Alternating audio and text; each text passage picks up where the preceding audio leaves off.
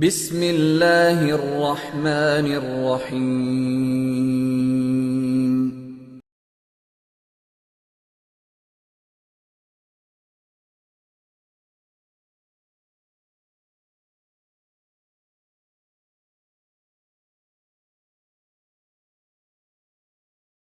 الحمد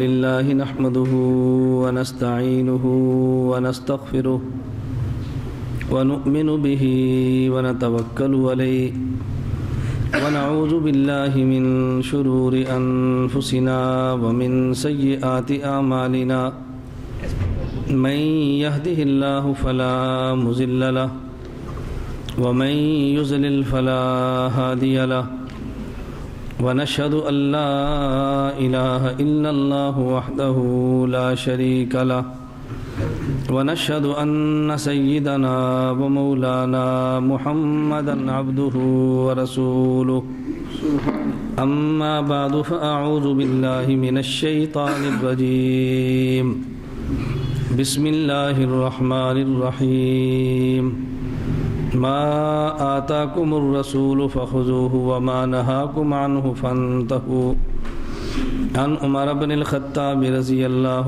عنه قال بينما نحن عند رسول الله صلى الله عليه وسلم اطلع علينا رجل شديد بياض الثياب شديد سواد الشعر لا يرى عليه أثر السفر ولا يعرفه منا أحد حتى جلس إلى النبي صلى الله عليه وسلم وأسند ركبتيه إلى ركبتيه ووضع كفيه على فخذيه فقال يا محمد أخبرني عن الإسلام قال أن تشهد أن لا إله إلا الله وأن محمد رسول الله وتقيم الصلاة وتؤتي الزكاة وتصوم رمضان وتحج البيت إن استطعت إليه سبيلا قال صدقت قال فأخبرني عن الإيمان قال أن تؤمن بالله وملائكته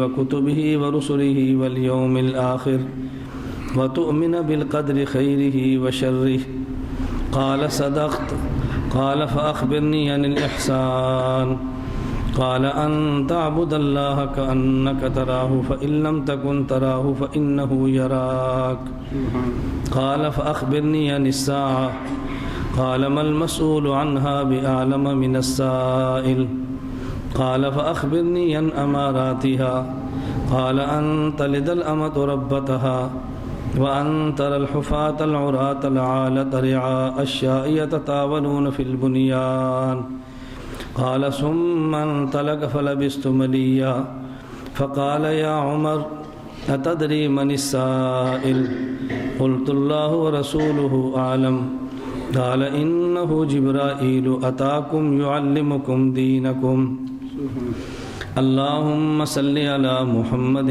وعلى آل محمد كما صليت على إبراهيم وعلى آل إبراهيم إنك حميد مجيد اللهم بارك على محمد وعلى آل محمد كما باركت على إبراهيم وعلى آل إبراهيم إنك حميد مجيد۔ نام محمد سے دلوں کو سرور ملتا ہے، نام محمد سے دلوں کو سرور ملتا ہے، نگاہ فکر کو تازہ شعور ملتا ہے، نصیب کیسا بھی ہو واسطہ احمد کا دے کے، نصیب کیسا بھی ہو وسیلہ محمد کا دے کے، خدا سے جو بھی مانگے ضرور ملتا ہے۔ معزز علماء کرام، میرے نہایت واجب الاحترام بزرگوں، مسلک اہل سنت والجماعت سے تعلق رکھنے والے خشوع نوجوان دوستوں اور بھائیوں، ہمارے برادر مکرم مولانا قاضی احسان الحق صاحب رحمہ اللہ تعالی، جو کہ میرے شیخ عارف باللہ حضرت اقدس مولانا شاہ کی محمد اختر صاحب دامت برکاتہم کے مجاز بیت تھے، اور حضرت کی خانقاہ لاہور وہیں ہماری ان سے کبھی کبھی ملاقات ہوتی رہی۔ ڈاکٹر عبد المقیم صاحب دامت برکاتہم کے ہاں وہ دنیا سے چلے گئے، اللہ ان کی مغفرت فرمائے، درجات بلند فرمائے، قبر منور فرمائے۔ آپ میں سے جو احباب مجھے نہیں جانتے ان کو شاید یہ میری بات سمجھ نہ آئے، لیکن وہ جانتے ہیں، ان کو بات سمجھ آئے گی کہ مصروفیات کی بنیاد پر میں ان کی تعزیت کے لیے حاضر نہ ہو سکا۔ کراچی میرے شیخ کے صاحبزادے عارف باللہ حضرت اقدس مولانا شاہ کی محمد اختر دامت برکاتہم کے صاحبزادے حضرت مولانا حکیم محمد مظہر صاحب دامت برکاتہم سے ملاقات ہوئی خانقاہ میں، تو وہاں قاضی صاحب کے صاحبزادے ابرار یہ بھی وہاں تھے، قاری ابرار صاحب۔ تو مولانا حکیم مظہر صاحب نے مجھے فرمایا کہ جب کبھی ابرار آپ کو بلائے تو آپ اس کو بیٹا سمجھ کر اس پہ شفقت کرتے رہنا، اور جب یہ بلائیں تو ضرور جانا۔ میرا چونکہ جمعہ سکینہ حمید مسجد میں طے تھا اور مغرب کا وقت بھی میں نے ان حضرات کو دیا تھا، تو ان حضرات نے پھر مشاورت سے طے کیا کہ کیوں نہ ایسا کریں، تعزیت بھی ہو جائے اور مولانا مظہر صاحب کے حکم کے مطابق وہاں درس قرآن بھی ہو جائے۔ تو اس حضرت کے ارشاد کی تعمیل میں سمجھ لیں کہ آج کا ہمارا درس قرآن و سنت ہے۔ میں نے اسی درس کی مناسبت سے قرآن کریم کا ایک مختصر سا حصہ تلاوت کیا ہے اور ایک حدیث مبارک آپ حضرات کی خدمت میں تلاوت کی ہے۔ اس حدیث کو محدثین کے ہاں حدیث جبریل بھی کہتے ہیں اور ام السنہ بھی کہتے ہیں۔ اب آپ توجہ رکھیں گے نا تو میری بات آپ کو سمجھ آنی ہے، توجہ نہیں رکھیں گے تو آپ کو میری بات سمجھ نہیں آنی۔ میں نے آپ حضرات کی خدمت میں حدیث جبرائیل کی وضاحت کرنی، کیونکہ مجھے مفتی نعمان صاحب زید ماجدم نے فرمایا کہ اس مسجد کی حیثیت کچھ خانقاہ کی بھی ہے، تو خانقاہی انداز میں اصلاحی مجلس آج کریں۔ اصل میں آپ میں سے بہت سارے احباب کو مجھے یہ بات کہتے تعجب بھی ہوتا ہے اور عجیب بھی لگتا ہے کہ آپ میں سے ہر بندہ مجھے خطیب سمجھتا ہے، شاید ہی کوئی بندہ مجھے پیر سمجھتا ہو۔ اچھا، حالانکہ پاکستان کے پیروں میں سے شاید میرے علاوہ کوئی ایسا پیر ہو کہ جس کو سلسلہ تھانویہ اور سلسلہ مدنیہ دونوں سے خلافت حاصل ہے، یعنی ایسا شاید کوئی ایک اور بھی ہوگا کہ مجھے دونوں اکابر سے خلافت حاصل ہے۔ سید محمد امین شاہ صاحب رحمۃ اللہ علیہ شیخ العرب والعجم حسین احمد مدنی رحمۃ اللہ علیہ کے مسترشد تھے، حضرت کے شاگرد تھے، اور پیر خورشید رحمۃ اللہ علیہ سے مجاز بیعت تھے۔ ان سے مجھے مدنی سلسلے میں خلافت ہے، اور حکیم محمد اختر صاحب دامت برکاتہم جو خلیفہ ہیں حضرت مولانا شاہ ابرار ہردوئی رحمۃ اللہ علیہ کے، حضرت مولانا عبدالغنی پھول پوری رحمۃ اللہ علیہ کے، اور وہ دونوں خلفاء حکیم الامت مولانا اشرف علی تھانوی رحمۃ اللہ علیہ کے، تو حضرت سے مجھے اجازت حاصل ہے تھانوی سلسلے میں۔ تو میں کبھی ساتھیوں سے بطور محبت اور بطور ظرافت اور لطافت کے کہتا ہوں کہ آپ کو بہت کم ایسے علماء ملیں گے کہ جن کے مزاج میں نظم بھی ہو، جن کے مزاج میں تحریک بھی ہو، تحریک اور نظم دونوں۔ ہمارے مزاج میں تحریک، یہ صدقہ ہے حضرت شیخ العرب والعجم مولانا مدنی رحمۃ اللہ علیہ، اور ہمارے مزاج میں نظم ہے، یہ صدقہ حکیم الامت مولانا اشرف علی تھانوی رحمۃ اللہ علیہ۔ تحریک اور نظم آپ کو یکجا ملیں گے۔ میں اس لیے کہہ رہا تھا کہ بہت کم ساتھیوں کو پتہ ہوگا کہ یہ پیر بھی ہے، حالانکہ میرا بہت بڑا حلقہ بحمد اللہ تعالیٰ ملک اور بیرون ملک مریدوں کا بھی ہے۔ ہر انگریزی ماہ کی پہلی جمعرات مغرب تا عشاء ہمارا اصلاحی بیان بھی ہوتا ہے، مجلس ذکر بھی سرگودہ ہوتی ہے، اور جو حضرات نئے تشریف لاتے ہیں بیعت بھی ہوتے ہیں۔ خواتین میں میرے بیانات اصلاحی کتاب الگ چھپی ہوئی ہے، مردوں میں بیانات مجالس کے نام کے الگ کتاب چھپی، مستقل ایک سلسلہ ہے۔ اور کبھی آپ کی آمد ہمارے یہاں سرگودہ ہو تو روڈ کے اوپر آپ کو ایک بورڈ نظر آئے گا جس میں لکھا ہوگا مرکز اہل سنت والجماعت، اور اسی کے نیچے لکھا ہوگا خانقاہ اشرفیہ اختریہ، یعنی ہمارے ہاں یوں سمجھے علم اور خانقاہ دونوں کا امتزاج ہے۔ میں وضاحت اس لیے کر رہا ہوں کہ بہت سارے احباب کو یہ نہیں پتہ کہ یہ پیر بھی ہے، وہ سمجھتے صرف خطیب ہے، حالانکہ میں خطیب تو ہوں ہی نہیں، صرف آپ کی وکالت کرتا ہوں، اور اللہ مجھے دلائل اور اخلاص کے ساتھ وکالت کرنے کی توفیق عطا فرمائے۔ میں نے آج کے درس قرآن اور حدیث کا پس منظر اس لیے بیان کیا کہ بعض احباب میری آمد پر بلا وجہ ضرورت سے زیادہ پریشان ہو جاتے ہیں۔ آپ حضرات پریشان نہ ہوا کریں، میں دعا کرتا ہوں کہ ہمارے جو ساتھی خوش ہیں اللہ ان کو میرے آنے پر مزید خوشیاں عطا فرمائے، اور جو حضرات پریشان ہیں اللہ ان کی پریشانیاں دور فرمائے، کیونکہ ہم تو رائیوڈ والے ہیں، ہمارے ہاں تو بد دعا کا تصور ہی نہیں ہے، ہم نے دعائیں ہی دعائیں دینی ہیں انشاءاللہ ثم انشاءاللہ۔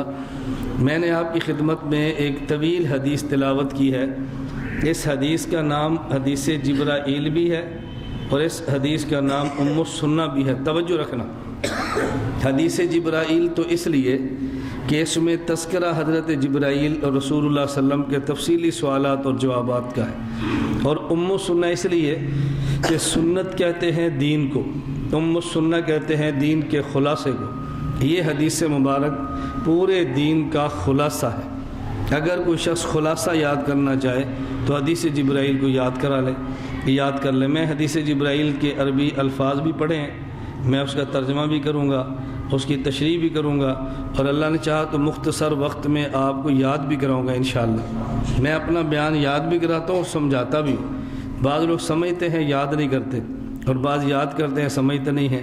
میں نے اپنا بیان آپ کو سمجھانا بھی ہے اور سمجھانے کے ساتھ آپ کو یاد بھی کرانا ہے، اور عشاء کی اذان سے پہلے آپ کو فارغ بھی کر دینا ہے انشاءاللہ ثم انشاءاللہ۔ یہ ساری باتیں آپ اپنی آنکھوں سے مشاہدہ فرمائیں گے۔ اللہ ہمیں بات سمجھنے اور سمجھانے کی توفیق عطا فرمائے۔ ذرا پہلے حدیث کا ترجمہ سن لیں، میں نے الفاظ حدیث مبارک کی مکمل پڑھ دیے ہیں، توجہ رکھیں ذرا۔ حضرت عمر بن خطاب رضی اللہ عنہ فرماتے ہیں بینما نحن عند رجل، بینما اچانک حضرت عمر رضی اللہ فرماتے ہیں بینما عند انا للہ، حضرت عمر فرماتے ہیں ہم نبی پاک صلی اللہ علیہ وسلم کی خدمت میں بیٹھے تھے، اطلع علینا رجل، لفظ سمعنا، اچانک ایک شخص آیا۔ عربی زبان میں آنے کو جاء کہتے ہیں، عطا کہتے ہیں، طلع نہیں کہتے۔ طلع کہتے ہیں سورج کے نکلنے کو، آدمی کے آنے کو طلع نہیں کہتے، کہتے ہیں جاء۔ حضرت عمر فرماتے ہیں اطلع بینما نحن عند رسول اللہ صلی اللہ علیہ وسلم اطلع علینا رجل۔ میں بتاؤں گا طلع کیوں فرمایا۔ حضرت عمر نے فرمایا ہم بیٹھے تھے، اچانک ایک شخص آیا۔ طلع کا مطلب طلوع ہوا، فرمایا آیا اچانک ایک شخص۔ ہم حضور صلی اللہ علیہ وسلم کی خدمت بیٹھے تھے، اچانک ایک شخص آیا۔ آنے والا کون تھا؟ شدید بیاض الثیاب، اس کے کپڑے نہایت سفید تھے۔ شدید سواد الشعر، بال اس کے نہایت سیاہ تھے، کپڑے سفید اور بال سیاہ۔ حضور پاک صلی اللہ علیہ وسلم کے پاس آیا، لا یری علیہ اثر السفر، اس پر سفر کا کوئی نشانی اور علامت نہیں تھی، کوئی مٹی، کوئی دھول، گرد و غبار کچھ بھی نہیں تھا۔ ولا یعرفہ منا احد، اس کو ہم میں سے کوئی پہچانتا بھی نہیں تھا۔ حتی جلس الی النبی صلی اللہ علیہ وسلم، حضور پاک صلی اللہ علیہ وسلم کے پاس آ کر بیٹھ گیا۔ واسند رکبتیہ الی رکبتیہ، اپنے گھٹنے اس کے حضور کے گھٹنوں سے یوں ملا کر بیٹھا، دو زانو ہو کے۔ ووضع کفیہ الی فخذیہ، اور اس نے اپنے ہاتھ رکھ دیے اپنے گھٹنوں پر، اپنے رانوں پر یا حضور کے رانوں پر، یوں بیٹھ گئے اور کہا یا محمد صلی اللہ علیہ وسلم اخبرنی عن الاسلام، حضور بتائیں اسلام کسے کہتے ہیں۔ یہ سوال کی حضرت عمر کی ذرا تمہید سمجھے کتنی عجیب تمہید ہے۔ پہلے کیا فرمایا؟ اچانک آیا، اور جاء نہیں فرمایا، طلع طلوع ہوا، اچانک آیا۔ پھر کیا فرماتے اس کے بال دیکھو تو سخت سیاہ ہیں، اور کپڑے دیکھو تو سخت سفید ہیں، اس کو ہم میں سے کوئی پہچانتا بھی نہیں ہے، اور وہ مدینے کا رہنے والا بھی نہیں ہے۔ اچھا، اور آیا ایسے جیسے مانوس ہوتا ہے، اس پر سفر کی کوئی نشانی بھی نہیں ہے۔ اگر یہ دیکھے اس پر سفر کی کوئی علامت نہیں تو محسوس ہوتا ہے کہ مدینے کا رہنے والا ہے، اور جب ہم میں سے کوئی پہچانتا نہیں تو پتہ چلتا ہے مدینے سے باہر سے آیا ہے۔ تو میں کشمکش میں تھا کہ بندہ کیسا ہے، اور ایسی بے تکلفی میں آ کر بیٹھ گیا، گھٹنے سے گھٹنا ملا دیا، رانوں پر ہاتھ رکھ دیے، اور کہتا ہے یا رسول اللہ اخبرنی عن الاسلام، بتائیں اسلام کیا ہے۔ نبی کریم صلی اللہ علیہ وسلم فرمایا، ان کا تعجب ذہن میں رکھیں، میں بعد میں بتاؤں گی کیوں باتیں فرمائی ہیں۔ بتائیں اسلام کیا ہے۔ رسول اللہ صلی اللہ علیہ وسلم فرمایا ان تشہد اللہ الہ الا اللہ وان محمد رسول اللہ، اپنی زبان سے کہہ لا الہ الا اللہ محمد رسول اللہ۔ میں شہادت کا ترجمہ کر رہا ہوں، میں طلباء سے گزارش کروں گا، علماء تو ہمارے اکابر ہیں، طلباء ترجمہ کرنا سیکھیں۔ انہوں نے کہا اپنی زبان سے کہہ لا الہ الا اللہ محمد رسول اللہ، یہ اسلام ہے۔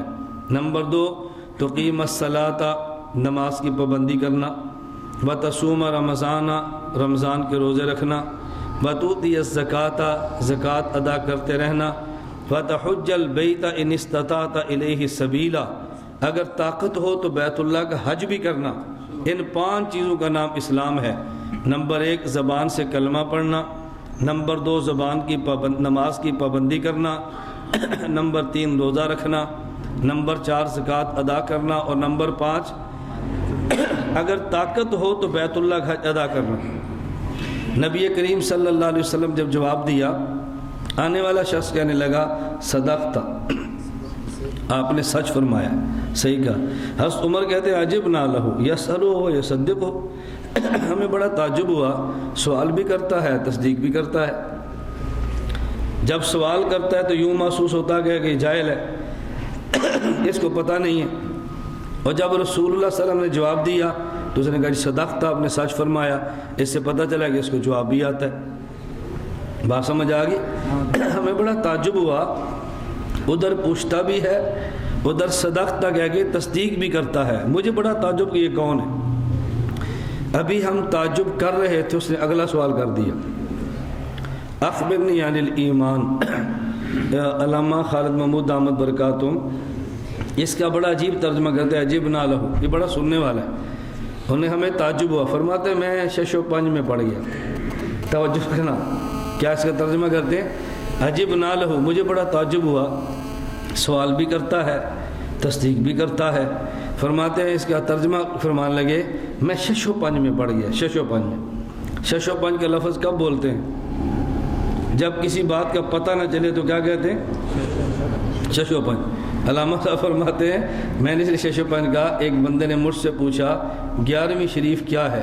میں نے کہا 6 و 5۔ مجھ سے پوچھا 11ویں کیا ہے تو میں نے کیا کہا؟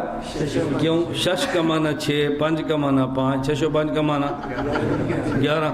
یعنی جس چیز کا پتہ نہ ہو اسے 6 و 5 کہتے ہیں نا۔ تو 11ویں کیا ہے؟ فرمایا جو دیتا ہے اس کو بھی نہیں پتا، جو کھاتا ہے اس کو بھی نہیں پتا کیا ہے۔ تو یہ ہے 6 و 5۔ اس نے دوسرا سوال کیا، توجہ رکھیں، اخبرنی عن الایمان، بتائیں اللہ کے نبی ایمان کیا ہے؟ فرمایا ان تؤمن باللہ وملائکتہ وکتبہ ورسلہ والیوم الآخر وتؤمن بالقدر خیرہ وشرہ۔ 6 چیزوں کو ماننا، ان تؤمن باللہ، اللہ کو، وملائکتہ، فرشتوں کو، وکتبہ، خدا کی کتابوں کو، ورسلہ، پیغمبروں کو، والیوم الآخر، قیامت کو، وتؤمن بالقدر خیرہ وشرہ، اور یہ ماننا کہ تقدیر اچھی بھی اللہ کی طرف سے ہے اور تقدیر بری بھی اللہ کی طرف سے ہے۔ تو اس نے پھر کہا صدقت، آپ نے سچ فرمایا۔ تیسرا سوال، اخبرنی عن الاحسان، حضور بتائیں احسان کیا ہے؟ فرمایا ان تعبد اللہ کأنک تراہ، عبادت یوں کر گویا خدا کو دیکھتا ہے۔ فإن لم تکن تراہ فإنہ یراک، اگر یوں نہ کر سکے تو عبادت یوں کر خدا تجھے دیکھتا ہے۔ کہ حضور آپ نے سچ فرمایا۔ پھر سوال کیا چوتھا، متی الساعۃ، اخبرنی عن الساعۃ، بتائیں حضور قیامت کب آئے گی؟ فرمایا مل مسئول عنہا بعالم من السائل، تجھے بھی نہیں پتہ اس کا، مجھے بھی نہیں پتہ۔ پھر پوچھا اخبرنی عن اماراتہا، حضور قیامت کی نشانیاں بتا دیں۔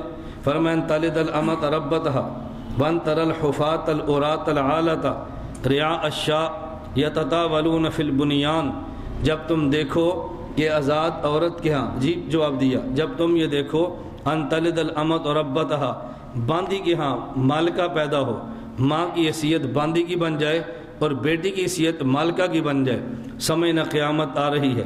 اور جب یہ دیکھو کہ پاؤں سے ننگا اور سر بدن پہ کپڑا بھی نہیں، پیٹ میں روٹیاں بھی نہیں ہیں، بھوکھا، اور یہ لمبی لمبی بلوں پر فخر کرے تو سمجھنا قیامت آ رہی ہے۔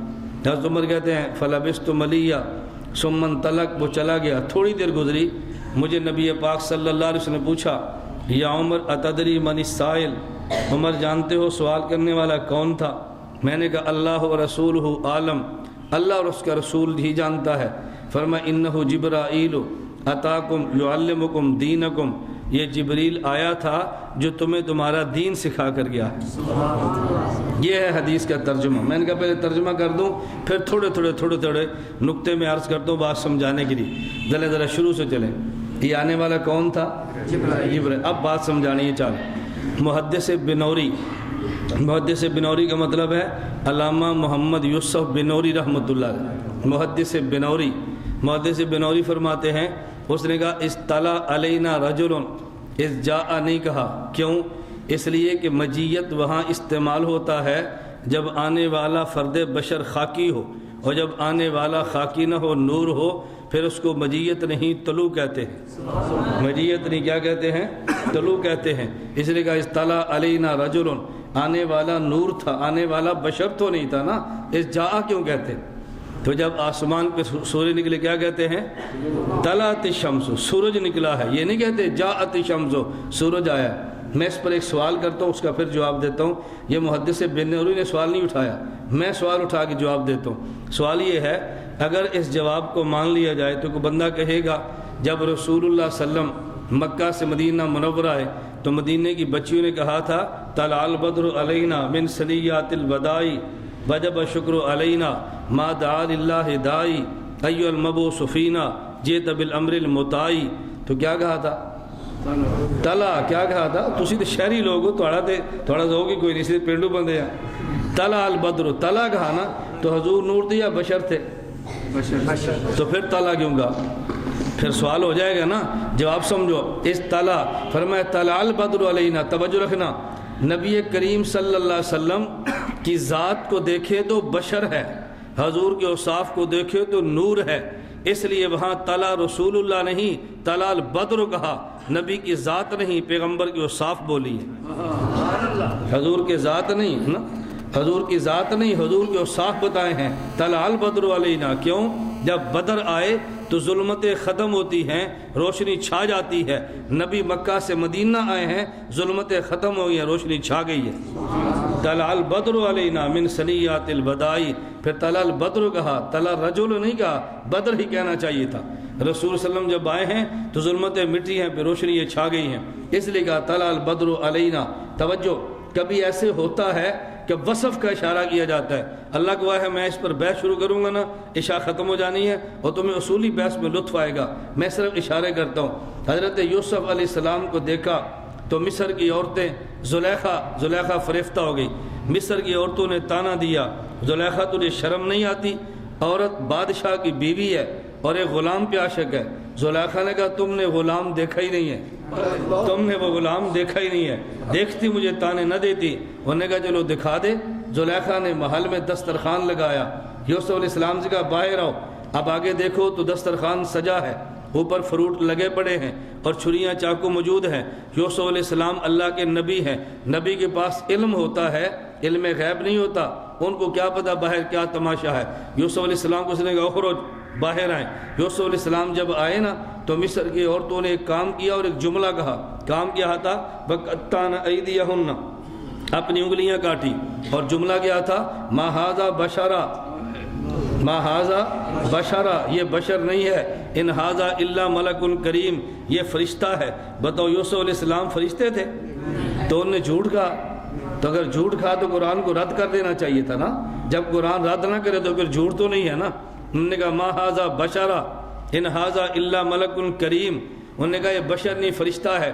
کیوں کہا؟ توجہ رکھنا، انسان کے مزاج میں خدا نے دو متضاد صفتیں جمع کی ہیں۔ پتر ادھروں ویکھ، تو انہوں میری گل نہیں سمجھ آنی، یہ علمی بحث تو مولوی سمجھ آئے تو بڑی گل ہے، تینوں نہیں سمجھ آنی، میں مذاق نہیں کرتا۔ توجہ رکھنا، خدا نے انسان کے مزاج میں متضاد صفتیں جمع کی ہیں۔ نمبر 1 صفت ملکیت، نمبر 2 بہیمیت، اور ترجمہ آسان کرتا ہوں، نمبر 1 فرشتہ پن، نمبر 2 ڈنگر پن، اور آسان ترجمہ کرتا ہوں، نمبر 1 مان کے چلنا، نمبر 2 منمانی کرنا۔ اس سے آسان ترجمے نہیں کر سکتا۔ نمبر 1 مان کے چلنا، نمبر 2 منمانی۔ انسان کے مزاج میں دونوں چیزیں ہیں، جانور کے مزاج میں صرف ایک ہے، منمانی کرنا، فرشتوں کے مزاج میں صرف ایک ہے، مان کے چلنا۔ جب انسان منمانی کرتا ہے، اللہ فرماتے ہیں اولئک کالانعام، یہ تو جانور کی طرح ہے۔ توجہ رکھنا، یہ جانور کی طرح ہے۔ فرمایا نہیں، جانور کیا ہوتا ہے؟ بل ہم اضل، یہ جانور سے بھی بدتر ہے۔ کیوں؟ جانور کے مزاج میں صرف منمانی کرنا تھا، اس لیے وہ جانور ہے۔ تیرے مزاج کے تو مان کے بھی چلنا تھا، تو نے اس صفت کو دبایا اور من مانی کی ہے، تو جانور سے بھی بدتر ہے۔ بلہم ازل، تو جانور سے بھی بدتر ہے نا۔ ایک گاڑی 12 لاکھ کی ہے، ایک 13 لاکھ کی ہے، نان اے سی 12 لاکھ کی ہے، اے سی والی 13 لاکھ کی ہے۔ آپ گرمی میں لاہور جانے لگے ہیں، اے سی کام چھوڑ دے، اب نان اے سی بھی جا رہی ہے اور اے سی والی بھی نان اے سی کی طرح جا رہی ہے۔ اب آپ نے کیا کرنا ہے؟ اے دنوں تو نان اے سی چنگی ہے بھائی، لاکھ روپیہ بھی بات دیتا تو اے سی کام بھی نہیں کرتا، کہتے ہیں نا ایسے تو نان اے سی اچھی ہے، اے دے ادھر تو بھی گندی نکلی ہے۔ اللہ فرماتے ہیں بل ہم ازل، تو جانور سے بھی بدتر نکلا ہے۔ نان اے سی میں تو اے سی تھا ہی نہیں نا، اس میں ہے اور کام نہیں کرتا، اس سے بدتر ہے۔ وہ تو تھا ہی منمانی کرنے والا، تیرے اندر تو ماننے کا وصف تھا، تو نے پھر منمانی کی ہے۔ بل ہم ازل، تو جانور سے بدتر ہے۔ توجہ رکھنا، اور اگر مان کے چلے تو پھر فرشتوں سے آگے نکل دے۔ کیوں؟ فرشتے میں ایک ہی وصف ہے، لا یعصون اللہ ما امرہم ویفعلون ما یؤمرون۔ فرشتہ صرف مان کے چلتا ہے، من مانی نہیں کرتا۔ انسان کے مزاج میں دونوں چیزیں ہیں، من مانی کرنا بھی اور مان کے چلنا بھی۔ اگر مان کے چلنے کے وصف کو دبا لے، من مانی کرے تو جانور سے بدتر ہے، اور اگر من مانی کرنے والا وصف دبا لے اور مان کے چلے، فرشتوں سے آگے نکل جاتا ہے۔ مصر کی عورتوں نے کہا ما ھذا بشرا، یہ وہ بشر نہیں ہے جو من مانی کرے، ان ھذا الا ملک کریم، یہ فرشتہ استفت ہے جو مان کے چلتا ہے۔ بات سمجھے؟ تو یہاں ملک الکریم میں انہوں نے وصف بیان کیا ہے۔ میں اس لیے کہہ رہا تھا اس پر میں اللہ کا جتنا شکر ادا کروں کم نہیں ہے۔ کبھی لوگ کہتے ہیں تو ایسی بات کیوں کہتا ہے؟ میں کہتا ہوں اما بنعمت ربک فحدث۔ مشکل اصطلاحات کو خدا نے مجھے ایسا سمجھانے کا ملکہ عطا فرمایا ہے، یہ میرے اکابر علماء دیوبند کی جوتیوں کا صدقہ ہے۔ ہمارے پاس تو کچھ سب اکابر کا فیض ہے۔ خیر میں بتا کے رہا تھا، اطلع علینا رجل، اطلع علینا رجل فرمایا، حالانکہ آنے والا تو جبریل تھا نا، پھر رجل کیوں فرمایا؟ آنے والا کون تھا؟ فرشتہ، اور لیکن کیا کہا؟ رجل، آدمی ہے۔ کیوں؟ اس لیے کہ تھا جبریل لیکن بصورت رجل آیا تھا، اس لیے کہا رجل۔ طلع کو دیکھو تو نور ہے، رجل کو دیکھو تو شبہ پڑتا ہے، تو رجل میں خیال کیا ظاہری صورت کا اور طلع میں خیال کیا اس کی حقیقت کا۔ طلع علینا رجل، عمر کے الفاظ ہیں رضی اللہ تعالیٰ عنہ، ویسے عام آدمی نہیں گئی۔ فرمایا اس کے آنے والا کیسا تھا؟ توجہ، بال نہایت سیاہ، کپڑے نہایت سفید، اور آ کر دو زانوں بیٹھ گئے۔ محدث بنوری فرماتے ہیں یہ طریقہ تعلم بتایا ہے کہ سیکھنے کی عمر وہی ہوتی ہے جب بال کالے ہوں۔ سیکھنے کی عمر وہی ہوتی ہے جب بال کالے ہوں، بال چٹے ہو جان پھر گلنا یاد نہیں رہندیاں، اور جب سیکھنا ہو تو پھر کپڑے سفید پہنو۔ اس لیے سفید کپڑے پہن کر آیا ہے، یہ بتانے کے لیے کہ جو عظمت سفید کپڑے کسی اور کو نہیں ہے۔ اور آ کر بیٹھے ہیں، انہوں نے اپنے زانوں پر ہاتھ رکھ لیے یا رسول اللہ صلی اللہ علیہ وسلم کے رانوں پر ہاتھ لیے گئے۔ دونوں طرح ٹھیک ہے، دونوں کا معنی الگ الگ ہے۔ خیر حضرت عمر رضی اللہ فرماتے ہیں، انہوں نے پوچھا بتائیں اسلام کیا ہے، ایمان کیا ہے؟ رسول اللہ صلی اللہ علیہ وسلم نے اسلام کیا ہے جواب میں 5 چیزیں ارشاد فرمائی۔ توجہ رکھنا، نمبر 1 زبان سے کلمہ پڑھنا، نمبر 2 نماز ادا کرنا، نمبر 3 روزہ رکھنا، نمبر 4 زکوٰۃ ادا کرنا، اور نمبر 5 اگر طاقت ہو تو بیت اللہ کا حج کرنا۔ یہ اسلام ہے۔ اور ایمان کے جواب میں 6 چیزیں۔ نمبر 1 اللہ کو ماننا، نمبر 2 آسمانی کتابیں ماننا، نمبر 3 پیغمبر ماننا، نمبر 4 قیامت ماننا۔ توجہ رکھنا، اچھا قیامت کو ماننا اور تقدیر کو مان لینا۔ 6 چیزیں انہیں ایسے بیان فرمائی، اللہ کو ماننا، کتابیں ماننا، فرشتوں کو ماننا، انبیاء کو ماننا، قیامت کو ماننا، اور اچھی اور بری تقدیر کو ماننا۔ اس کا نام ایمان ہے۔ اب 2 چیزیں، ایک اسلام اور ایک ایمان۔ اسلام کا تعلق آدمی کے جسم سے ہے اور ایمان کا تعلق آدمی کے دل سے ہے۔ توجہ رکھنا، اسلام کا تعلق جسم سے ہے اور ایمان کا تعلق آدمی کے دل سے ہے، قلب کے ساتھ تعلق ہے۔ اس لیے اسلام کہتے ہیں عمل کر لینے کو اور ایمان کہتے ہیں مان لینے کو۔ اسلام کا ماننا ہے عمل کرنا اور ایمان کا نام کیا ہے؟ مان لینا۔ جب آدمی وفات پا جاتا ہے اس کے جنازہ پڑھتے ہیں، جنازے میں دعا مانگتے ہیں، اللہم اغفر لحینا ومیتنا وشاہدنا وغائبنا وصغیرنا وکبیرنا وذکرنا وانثانا اللہم من احییت منا فاحیہ علی ومن توفیت منا فتوفنا علی الایمان۔ اللہ اگر زندہ رکھے تو اسلام پہ زندہ رکھنا، اگر موت دے تو پھر ایمان پہ موت دینا۔ یہ فرق کیوں کیا ہے؟ اس لیے آدمی مرتے وقت مان تو سکتا ہے، کر نہیں سکتا۔ آدمی بیمار رہا، 10 سال کی نمازیں باقی ہیں، دل کرتا ہے میں پڑھوں، لیکن اب بیماری پڑھنے نہیں دیتی نا، اب پڑھ نہیں سکتا، مان تو سکتا ہے نا۔ اللہ جب زندہ رکھے تو پھر پڑھنے کی توفیق دینا، اور جب موت دے تو پھر ماننے کی توفیق دینا۔ مانا دل سے جاتا ہے، عمل بدن سے کیا جاتا ہے۔ تو پتہ چلا، یہ میں نقطہ بیان کرنے لگا ہوں، پتہ چلا اسلام کا تعلق جسم سے ہے، ایمان کا تعلق دل سے ہے۔ ذرا نقطہ سمجھنا، اسلام کا تعلق بولو نا کس سے ہے؟ جسم سے۔ ایمان کا تعلق اسلام کا تعلق کس سے ہے؟ کس جسم سے؟ جس میں روح ہو یا نہ ہو، یا بلا روح والے جسم سے؟ آدمی قبر میں ہے، فرشتہ پوچھتا ہے من ربک، بتا تیرا رب کون ہے؟ من نبیک، تیرا نبی کون ہے؟ ما دینک، تیرا دین کیا ہے؟ کیا سوال کا جواب ہے؟ من ربک، تیرا رب کون ہے؟ کیا جواب ہے؟ ربی اللہ، میرا رب اللہ ہے۔ من نبیک، تیرا رب، تیرا نبی کون ہے؟ کیا جواب؟ نبی محمد صلی اللہ علیہ وسلم۔ ما دینوں کا، تیرا دین کیا ہے؟ کیا کہتے ہیں؟ دین الاسلام۔ اسلام کا تعلق اس جسم سے ہے، جس میں روح ہو یا روح کا تعلق ہو۔ اگر یہ قبر میں روح کا تعلق نہ ہوتا تو جسم سے سوال ہی کیوں ہے؟ اسلام کا تعلق تو ہے ہی بدن سے نا۔ فرشتہ کہہ رہا ہے ما دینک، تیرا دین کیا ہے؟ کہتا ہے دین الاسلام ہو۔ تو یہ دین الاسلام یہ جسم کا ہے یا روح کا ہے؟ بولو نا، تو پھر سوال کیسے ہو رہا ہے؟ جسم سے، اس جسم سے جو روح والا ہے اسی سے سوال ہو رہا ہے، ورنہ اسلام کا جسم سے روح سے پوچھنے کی ضرورت ہی کیا ہے؟ نماز روح پڑھتی ہے، جسم پڑھتا ہے، روزے، حج، تو فرشتہ کہہ رہا ہے ما دینک، تخت تیرا دین کی ہے۔ روح نماز آتی، جسم پڑھتا ہے، تو سوال پھر روح کو ہوا یا جسم کو ہوا؟ ما دینک، اس نے کہا دین الاسلام۔ میں نقطہ بتا رہا تھا، پہلے 5 چیزیں، پھر انہیں 6 چیزیں بتائی ہیں۔ ایمان نام ہے 5 چیزوں کا، ایمان نام ہے 6 چیزوں کا، توجہ رکھنا۔ اور عجیب بات یہ ہے کہ جب ایمان میں، اسلام میں 4 چیزیں 5 بتائیں، آخری میں لفظ بدل دیا ہے، اور جب ایمان میں 6 بتائیں، آخری میں لفظ بدل دیا ہے۔ توجہ رکھنا، فرمایا اسلام نام ہے 5 چیزوں کا، ان تشہد اللہ الہ الا اللہ وان محمد الرسول اللہ وان محمد الرسول اللہ وتقیم الصلاۃ وتؤتی الزکاۃ وتصوم رمضان وتحج البیت ان استطعت الیہ سبیلا۔ کہا تو نے کلمہ پڑھنا ہے، نماز پڑھنی ہے، زکوٰۃ ادا کرنی ہے، روزہ رکھنا ہے، اور حج کب؟ جب استطاعت ہو۔ اچھا روزے کی استطاعت ہو تو پھر روزہ رکھ لیں گے، بھئی روزہ بھی کب ہے؟ جب طاقت ہو۔ طاقت نہ ہو تو روزہ بھی نہیں ہے، طاقت نہ ہو تو نماز بھی نہیں ہے، فدیہ ہے، طاقت نہ ہو تو زکوٰۃ بھی نہیں ہے، تو صرف حج کے ساتھ ان استطاعت کیوں فرمایا؟ نقطہ سمجھنا، بھئی کلمہ زبان سے کب پڑھیں گے؟ جب طاقت ہو۔ اگر زبان میں قوت گویائی نہ ہو تو پھر زبان سے کلمہ پڑھنا فرض ہے۔ تو سوال یہ ہے صرف حج کے ساتھ کیوں ہے؟ ان استطاعت علیہ سبیلا۔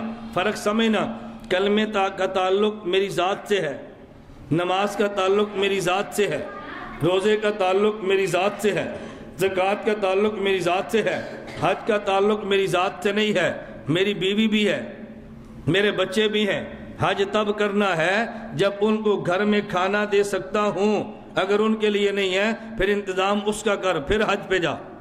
ان استطاعت علیہ سبیلا۔ میں کہنے لگا ہوں کلمہ، نماز اور روزہ، زکوٰۃ یہ وہ چیزیں ہیں جو حقوق اللہ ہیں، بندے کی ذات سے وابستہ ہیں، اور حج ایسا عمل ہے جو حق اللہ بھی ہے اور ساتھ بندے کا تعلق بھی ہوتا ہے۔ اس لیے فرمایا جب حج کرنا ہو تو یہ دیکھنا طاقت ہے یا نہیں، اپنا کرایہ بھی ہو اور جس کو گھر چھوڑ کے جا رہا ہے اس کا خرچہ بھی ہو۔ جو جی وہ اللہ دے والے وہ اللہ دے والے، تو اللہ دے والے نہیں ہو سکتا۔ ہمارے ایسے بادشاہ بعض لوگ ہوتے ہیں نا، بندے کو باز کہہ دی تعجب ہوتا ہے۔ میں ملک سے باہر ایک ملک میں گیا تو میرے میزبان تھے، میں بس اگر ملکوں کا نام اس لیے نہیں دیتا کہ میرے ہر مہینے 2 مہینے بعد بیرون کے سفر ہوتے ہیں، یہ سیڈیاں ریکارڈوں کے بیرون جاتی ہیں، پھر وہ سنتے ہیں، تو کوئی یہ نہ کہتے مول صاحب میرا نام لیا، کسی ملک کا نام لوگا تو اس ملک والے دیکھیں گے نا کس میزبان کی بات ہو رہی ہے، اس لیے میں بغیر ملک کا نام لے بتا رہا ہوں۔ میں گیا تو گھر والے میرے ساتھ تھے، میں جب اچانک ایئرپورٹ سے اترا کہتے گھر والے بھی ساتھ ہیں؟ میں نے کہا جی ہاں۔ کہتا انہوں نے بتایا نہیں ہے۔ میں نے کہا بتایا تو تھا لیکن آپ بھول گئے ہیں۔ کہتا ہے نہیں مجھے بالکل یاد نہیں. میں نے کہا آپ کو یاد نہیں, آپ بھول کے میں نے بتایا تھا. کہتا ہے کوئی نہیں, اللہ مالک انتظام ہو جائے گا. میں نے کہا بھی انتظام کرو نہ کرو, یہ تہاڑی سر پیڑ ہے, تیری سر دردی ہے. میں نے پتا کیا ہے, کہتا ہے ساڑی کی اللہ کی سر دردی جڑے پرونے کیا سبحان اللہ. بعض لوگ بہت بادشاہ ہوتے ہیں, وہ بات سمجھتے نہیں کہ ہم نے کیا کہہ دیا ہے. حکیم الامت تھانوی اس پر بڑا پیارا جملہ فرماتے ہیں. حکیم الامت تھانوی فرماتے ہیں آدمی مکلف بقدر عقل ہوتا ہے, اس پر کفر کا فتویٰ نہ لگانا. اس کی عقل ہی اتنی ہے, اس نے لفظوں کو تعبیر سے کیا ہے, لفظوں کو تعبیر. اس پر حکیم الامت تھانوی بڑا ایک عجیب جملہ فرمایا. حکیم الامت تھانوی واقعہ سنانے لگے. فرمایا کہ مولوی صاحب نے بیان کیا اللہ آنکھ سے پاک, اللہ زبان سے پاک, اللہ کان سے پاک, اللہ منہ سے پاک, اللہ سر سے پاک, اللہ پاک ہے. ایک بالکل دیہاتی جاہل آدمی تھا علیہ باللہ, اس نے کہا اللہ پاک ہے یا تربوز ہے, نہ آنکھ ہے نہ منہ ہے نہ ناک ہے. حکیم الامت تھانوی فرمایا اس کو کافر نہ کہنا, اس میں عقل ہی اتنی ہے وہ سوچ ہی نہیں سکتا کہ بغیر آنکھ کے خدا بھی ہو سکتا ہے. فرمایا اس کو کافر نہ کہنا. حکیم الامت تھانوی فرماتے ہیں اگر حاجی امداد اللہ مہاجر مکی کی صحبت نہ ملی ہوتی تو میں فتوی باز مولوی ہوتا. میں جو فتوے سے بچا ہوں یہ میرے شیخ حاجی امداد اللہ مہاجر مکی کی صحبت کا نتیجہ ہے. چلے آگے فرمایا ایمان کیا, کتنی چیزیں بتائیں, 6. اس میں نقطہ سمجھیں. ان نے فرمایا ان تؤمن باللہ وملائکتہ وکتبہ ورسلہ والیوم الآخر وتؤمن بالقدر خیرہ. اللہ, کتابیں, فرشتے, انبیاء, قیامت پر ایمان لانا یہ فرمایا. اور جب آئینہ تقدیر کی باری پھر لفظ ایمان دوبارہ لائے وتؤمن بالقدر, اور تقدیر پر ایمان لانا. بھئی یہ تقدیر کے ساتھ اور ایمان لانے کی ضرورت کیا تھی؟ وجہ یہ ہے اللہ پر ایمان لانا یہ سمجھنا بہت آسان ہے, قیامت پر ایمان لانا یہ سمجھنا بہت آسان ہے, اور تقدیر کو سمجھنا بڑا مشکل ہے. توجہ رکھنا, تقدیر کو سمجھنا بڑا مشکل ہے. ایک بندہ کہتا ہے جب میرے مقدر میں لکھا تھا میں نے اس کو قتل کرنا ہے تو میرا کیا اختیار, اسے قتل ہونا ہی تھا, پھر مجھے سزائے موت کی بات کی. میں نے کہا بھئی تیرے مقدر میں سزائے موت بھی نال لکھی سی نا, میرے انہوں مارنا نہیں لکھا, انہوں بھی لکھیا سی. میں بتا رہا ہوں کہ جو کہ تقدیر کا مسئلہ سمجھنا مشکل تھا, خدا تؤمنہ, توجہ رکھنا, تؤمنہ دوبارہ لائے ہیں. کیوں؟ ایمان کا مطلب ہوتا ہے سمجھ آئے تو مان, نہ سمجھ آئے تو مان. فرمایا ملائکہ پر ایمان لانا سمجھ آیا تو نے مان لیا, انبیاء پر ایمان لانا سمجھ آیا تو نے مان لیا, کتابوں پر ایمان لانا سمجھ آیا تجھے مان لیا. تقدیر پر ایمان لانا نہ بھی سمجھ آئے نا وتؤمن, ماننا پھر بھی ہے, سمجھ آئے پھر بھی مان, نہ سمجھ آئے پھر بھی مان. بعض چیزیں ایسی ہوتی ہیں وہ صرف دلائل سے نہیں سمجھ آتی, ساتھ کچھ عمل کرے تو پھر سمجھ آتی. بڑا معروف واقعہ ہے, آپ نے سنا ہوگا. ایک شخص تھا, اس کو چوری کا مال کھانے کا بڑا چسکا تھا. روزانہ گیا, کبھی سیب کھا لیے, کبھی انگور کھا لی, کبھی کچھ کھا لیا. اب ایک دن چور دھاک میں بیٹھا, میں پکڑوں اس کو, یہ کون ہے. جب وہ چور پکڑا گیا, توجہ رکھنا, چوکیدار طاق میں تھا, اس نے چور پکڑ لیا. جب اس کو پکڑا, ان پڑھ بھی تھا, نیک آدمی تھا, اس نے چلا چارما لگائے ہوں گے. چوکیدار نے سادہ آدمی تھا, چور بڑا شاطر تھا. تو اس نے کہا بھائی تم نے کیوں ہمارے انگور چوری کیے؟ اس نے کہا میرے مقدر میں لکھا تھا, میں نے کھا لیے, میں اپنی مرضی سے تھوڑا ہی آتا ہوں. اس نے چھوڑ دیا. کیوں؟ اس نے تو اللہ کی باتیں سنی ہوئی تھی نا, بھائی سب کچھ تو اللہ پاک جو چاہتے ہیں وہی ہوتا ہے. اس بیچارے کا کیا قصور ہے, چھوڑ دیا. اب صبح مالک نے پوچھا یار ہر روز چوری ہوتی ہے, چور پکڑ. اس نے کہا جی رات تو میں نے پکڑ لیا تھا. میں نے کہا چھوڑا کیوں؟ اس نے کہا دلیل ایسی, اس کا کوئی جواب ہی نہیں تھا, میں نے چھوڑ دیا. مالک بڑا سمجھدار تھا. مالک نے کہا اگر کوئی چور دلیل پیش کرے خود جواب نہیں دیتے, علماء سے پوچھتے ہیں. تسی نہیں سمجھے, نہیں سمجھے, میں گل کی تسی نہیں سمجھے. جب چور آئے خود دلیل نہیں دیتے, پھر علماء سے پوچھتے ہیں تجھے نہیں پتا اس چور نے کہاں سے حملہ کیا. انہوں نے کہا بھی مولویوں کو پوچھ. اور میں آپ کو یہ نصیحت کر کے جا رہا ہوں, کوئی تمہیں بندہ خسر پسر کرے, کوئی تمہیں سی ڈی دے, کوئی تمہیں کتاب دے, آپ پریشان نہ ہو, ہمارے پاس بھیجو. جواب ہمارے ذمہ ہے, ہم زندہ نہ کوئی دنیا سے چلے تھوڑے گئے ہیں. وکیل تگڑا ہو, موکل کبھی پریشان نہیں ہوتا.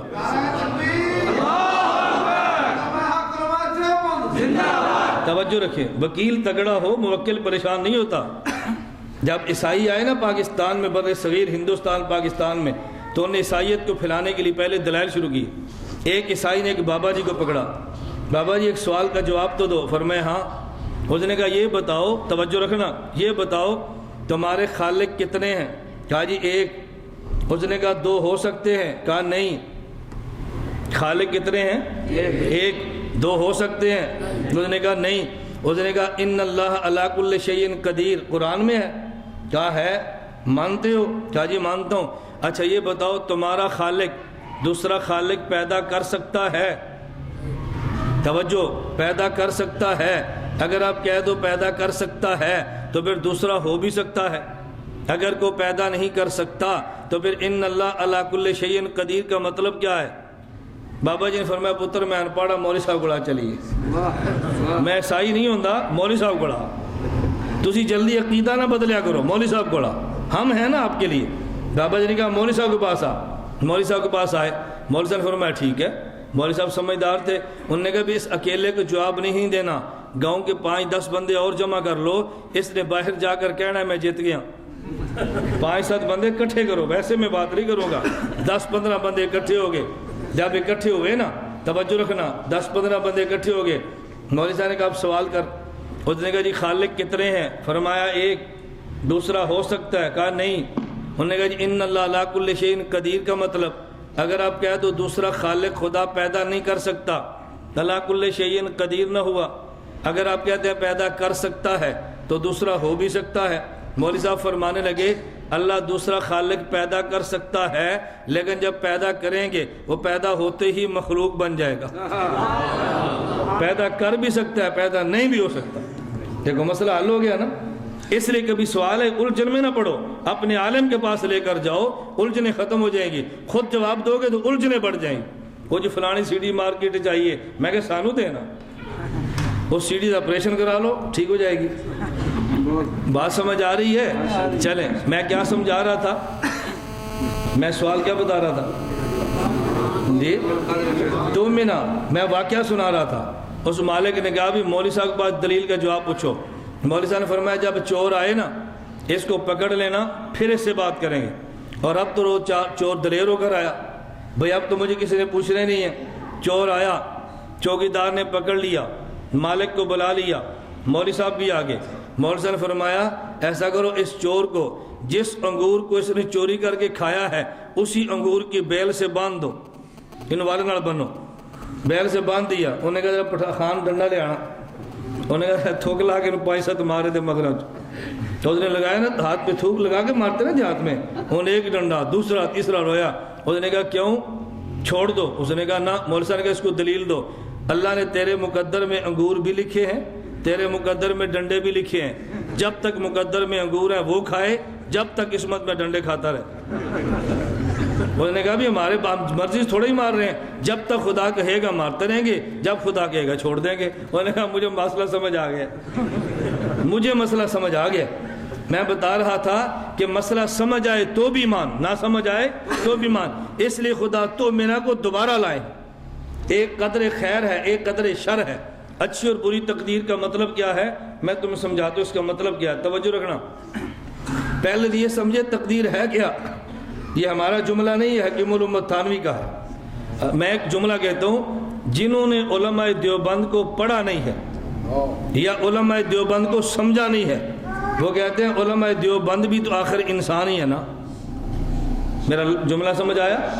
جس نے علماء دیوبند کو پڑھا نہیں ہے یا علماء دیوبند کو سمجھا نہیں، وہ کیا کہتے ہیں آخر یہ بھی تو انسان ہی ہے نا، کون سی غلطی نہیں ہو سکتی۔ اور جنہوں نے علماء دیوبند کو پڑھا ہے پھر سمجھا ہے، وہ یہ نہیں کہتے یہ بھی انسان ہے، وہ کہتے ہیں یہی انسان ہے، یہی انسان ہے۔ ہم جیسے تو پھر دیوبندیت کے ماتھے پر بدنما داغ ہیں، ہم جیسے یہی انسان ہے۔ پھر بندہ جملہ کہتا ہے، حکیم الامت تھانوی سے سننا در فرماتے ہیں تقدیر امر الہی کا نام نہیں، علم الہی کا نام ہے۔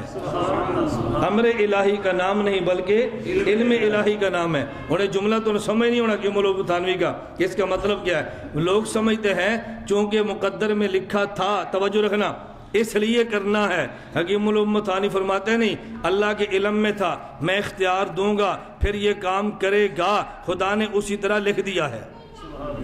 میں اختیار دوں گا یہ کام کرے گا. خدا کے علم میں تھا، یوں ہی لکھ دیا. اب اللہ کے علم کے خلاف ہو ہی نہیں سکتا. لوگ سمجھتے ہیں تقدیر امر الہی ہے، امر الہی نہیں، علم الہی ہے. اور تقدیر خیر اور شر کا مطلب کیا ہے؟ ایک بندے نے بچہ قتل کر دیا، آدمی مار دیا، 302 کی دفعہ پرچہ کٹ گیا، گرفتار ہوا، سزائے موت ہوگی. اب بتاؤ جس نے بندہ قتل کیا ہو سزائے موت اس کا حق ہے یا نہیں؟ ہے نا. تو عدالت سزائے موت دے دے تو سزائے موت جس لڑکے کو ہوئی ہے اس کے والدین کو جا کر مبارک دیتے ہو؟ مبارک ہو، عدالت نے عدل کے مطابق فیصلہ کر دیا.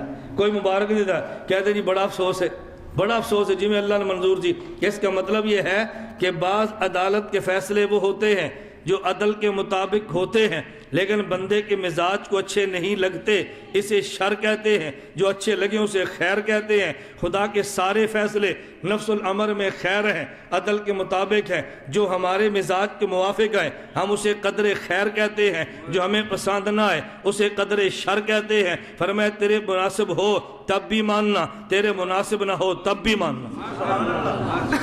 یہ ہے خیر اور شر کا معنی کہ تقدیر خیر اور شر کا مطلب کیا ہے. اللہ میں بات سمجھنے کی توفیق دے. کہا جی صدقتا، حضور آپ نے سچ فرمایا. پھر تیسرا سوال، اخبرنی عن الاحسان، بتاؤ احسان کیا ہے؟ کہ ان تعبد اللہ کانک تراہ فإن لم تکن تراہ فإنہ یراک. عبادت خدا کی یوں کر. پتر پیچھے بیٹھ سنو، بیان سنو ہے، توجہ رکھو اور بیان سنو، نہ سننے کو دل کرے تو اٹھ جایا کرو. میری طرف آپ دیکھیں، میں کبھی کسی بندے کو اپنے بیان میں آنے پر مجبور نہیں کرتا. میں کہ جب آؤ پھر شوق سے سنو، نہ دل کرے پھر آؤ ہی نہ. یہ بات ٹھیک ہے غلط ہے؟ ہاں توجہ رکھیں. میں بتا رہا تھا ان تعبد اللہ کانک تراہ فإن لم تکن تراہ فإنہ یراک. عبادت یوں کرنا کہ تو خدا کو دیکھتا ہے، اگر یوں نہ کر سکے تو پھر یوں کرنا خدا تجھے دیکھتا ہے. اب سمجھنا، عبادت کی دو قسمیں ہیں، ایک عبادت مشاہدہ، ایک عبادت غیبوبت. عابد خدا کو دیکھے، عابد معبود کے دیکھے، معبود عابد کو دیکھے، یہ مشاہدہ ہے جانبین سے. عابد خدا کو نہ دیکھے، خدا عابد کو دیکھے، یہ غیبوبت ہے. حضرت مولانا صوفی سرور دامت برکاتہم جامعہ اشرفیہ کے شیخ الحدیث شرح بخاری میں فرماتے ہیں عبادت ایک نبی کی ہے، ایک عبادت امتی کی ہے. نبی خدا کو دیکھے، خدا نبی کو دیکھے، یہ عبادت مشاہدہ ہے. امتی خدا کو نہ دیکھے اور خدا دیکھے، یہ عبادت غیبوبت ہے. عبادت یوں کر گویا خدا کو دیکھتا ہے، یہ عبادت نبی کی ہے. یوں نہیں کر سکتا، عبادت یوں کر خدا تجھے دیکھتا ہے، یہ عبادت امتی کی ہے. یہ عبادت کس کی ہے؟ ایک عبادت نبی کی ہے اور ایک عبادت امتی کی ہے. امتی عبادت نبی کی جانبین سے. دیوبند کا عقیدہ ہے ہمارے نبی نے خدا کو دیکھا ہے اور خدا کو سنا ہے. دیوبند کا عقیدہ ہمارے نبی نے خدا کو سنا بھی ہے، ہمارے نبی نے خدا کو دیکھا بھی ہے. ایک مولوی صاحب فرمانے لگے نہیں نبی نے خدا کو نہیں دیکھا. میں نے کہا دیکھا ہے، کہاں لکھا ہے؟ میں نے کہا حدیث میں ہے، بل مستدرک علی الصحیحین میں ہے. ابن عباس رضی اللہ عنہما فرماتے ہیں قد رآ محمد ربہ، حضور نے خدا کو دیکھا ہے. کہتا ہم اس کو نہیں مانتے.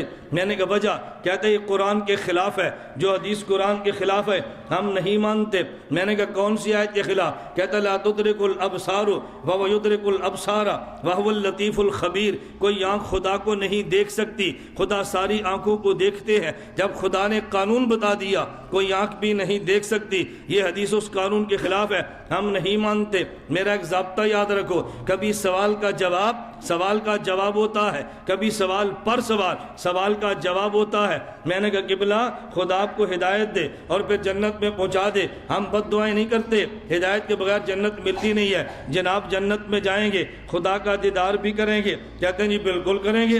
میں نے کہا کہاں لکھا ہے؟ کہتے ہیں حدیث میں ہے اہل جنت میں خدا کو دیکھیں گے. میں نے کہا میں نہیں مانتا. مجھے کہتے ہیں کیوں؟ میں نے کہا حدیث میں لکھا ہے، حدیث قرآن کے خلاف ہے. جب خدا کہتا ہے لا تدرک الابصار، کوئی آنکھ نہیں دیکھ سکتی، تو جناب جنت میں کیسے دیکھیں گے؟ کہتے ہیں آیت کا معنی یہ ہے زمین پہ رہتے ہوئے خدا کو نہیں دیکھ سکتے، میں جنت میں جا کے دیکھوں گا. میں نے کہا ہم نے کب کہا نبی نے زمین پہ دیکھا؟ ہم بھی تو کہتے ہیں مصطفیٰ نے عرش پہ جا کے دیکھا. میں نے کہا ہم بھی تو کہتے ہیں مصطفیٰ نے عرش پہ جا کے دیکھا.